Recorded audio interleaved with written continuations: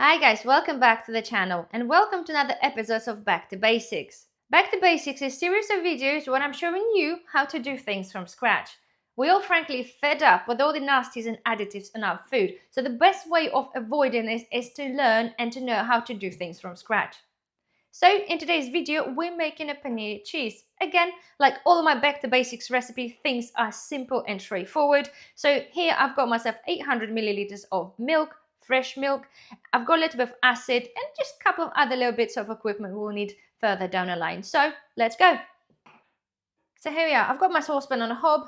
Let's put it on and approximately here, and let's pour our milk. This is the whole milk. Let's pour it in. The cream started to separate in the top already. Nice golden color. Bring the milk to just before the boiling temperature. And don't forget to keep stirring. Otherwise it'll end up sticking at the bottom. So guys, now I feel it's getting to that stage of just before boiling. I've got some 2 very generous tablespoons of vinegar. So I'm just going to add on just a little bit at the time. Just turn the heat down a bit. Give it a mix up.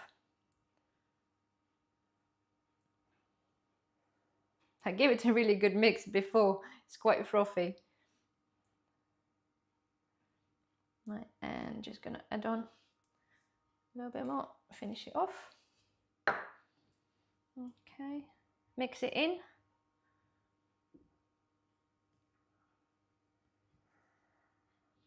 And let it sit for a little while, okay, until the curds are separated. Look at that. Let me just get that. They'll start separating, look at that. Okay, so just turn the heat off and just let it sit until it's all done. So our curds are now fully separated. Look at that. So you got whey underneath, the yellow liquid, and then we have our curds. Very nice. So now we're going to be straining them. So what I have here is a saucepan with a sieve, and I've got really old-fashioned muslin cloth. My grandma gave it to me years back.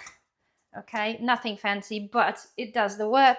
So all we're going to do, I'll move that forward to you guys here, hopefully you get to see. We're going to literally, let's just put that in there, way down.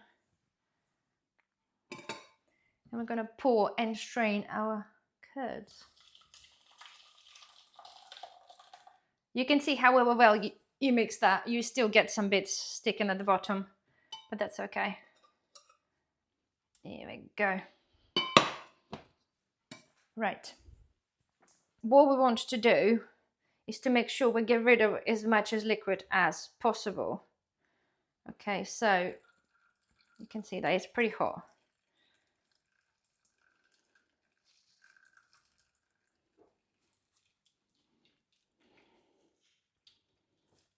Right, the idea is how you do this is very hot though, is you spin it. That's how my grandma used to show me how to do it. And you drain. It's a good idea to let it cool down a bit though.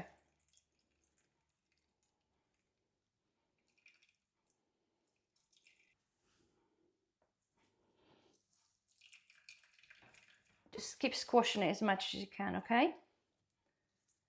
Right.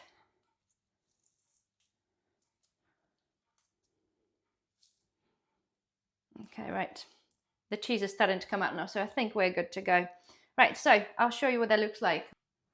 There we are. Right, you can see that, right? Just like a gloopy cheese, but we still need to press that. So let me get the bowl and I change the camera around. Okay, so taking the cheese out, put the muslin cloth away. You can see, right? Hopefully you get to see that.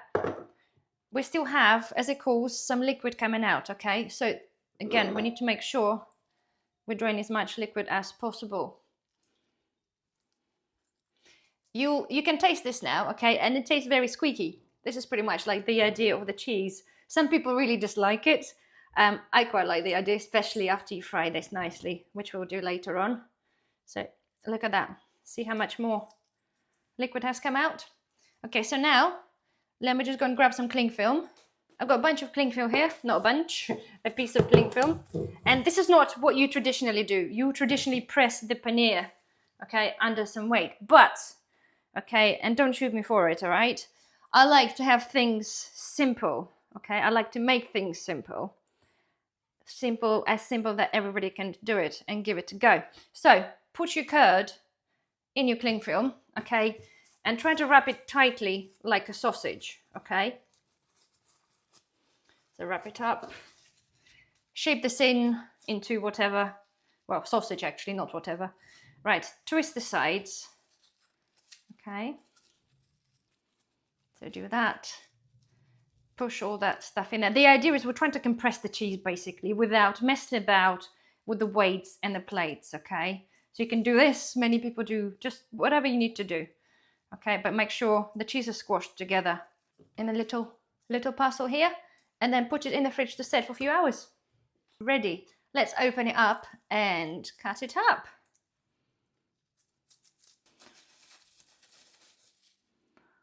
Voila. Beautiful. Look at that. This is lovely. This is not the shape it is meant to be, guys. But, as I said to you, it is very simple. So, let's get that cut.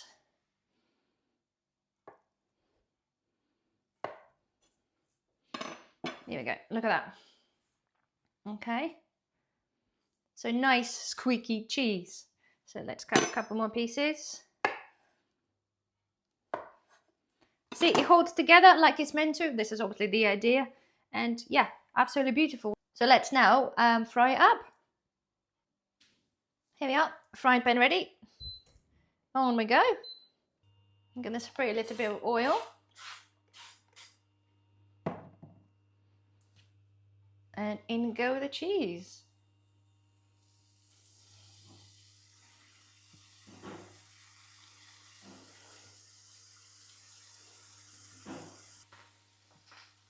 Look at that.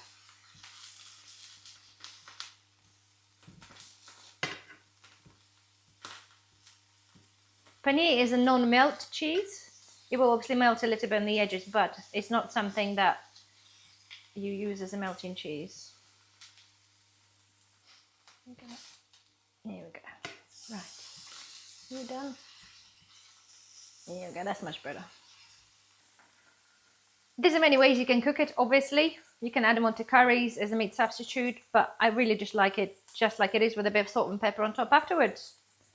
But there we are. We're good to go. So there we are, guys. This was as simple as that.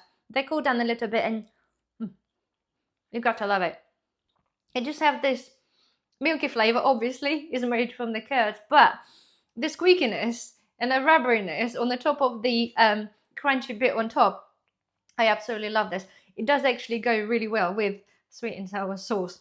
Please, yes, I know it's a personal choice, but it works really, really well. So nonetheless, as I said to you guys, okay, this is potentially going to be frowned upon by people that really make this properly, but this is a super easy way. The easy way, me and you can do this without using any presses or anything like that.